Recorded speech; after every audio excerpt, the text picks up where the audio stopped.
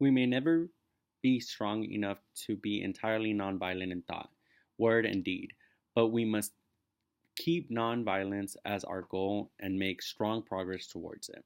The powerful words of Muhammad Gandhi. My name is Alejandro Calderon Lopez, Alex for short.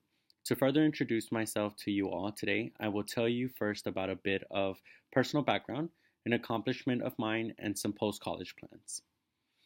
I come from a single parent home where my mother raised my two sisters and I.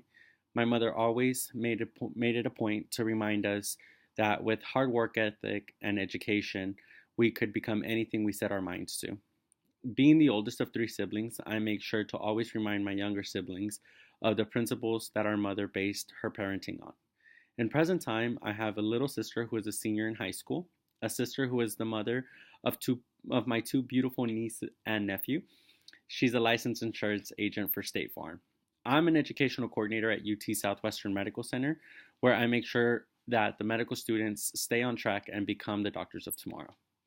Now that I have informed you a bit about my background, I will tell you about an accomplishment of mine.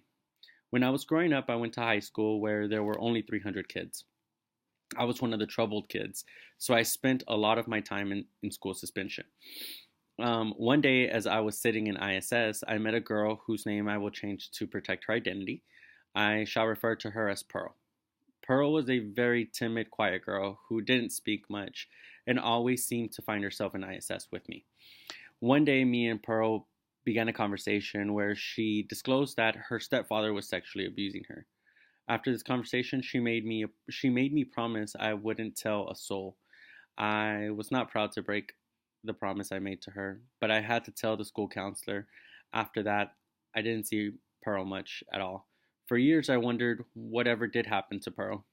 A couple years ago, I went back to the same high school where I met Pearl. I was picking up my high school transcript. The same school counselor was still there. She asked to have a word with me where she disclosed that, thanks to me, the young girl by the name of Pearl was pulled from her home and I might have just saved her life. When asked why I wasn't given this information when it happened, all the counselor could say was that I was too young to understand back then. This is something that I consider to be an accomplishment of mine because I truly believe that I changed another person's life for the better. Lastly, I am currently a college student at Cedar Valley Community College in hopes of one day obtaining a master's in business administration from the University of Texas in Arlington.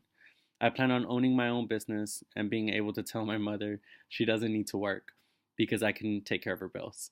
In conclusion, my name is Alejandro Calderon Lopez. My family is my motivation to continue in pursuing my academics, and I'm an educational coordinator for UT Southwestern Medical Center.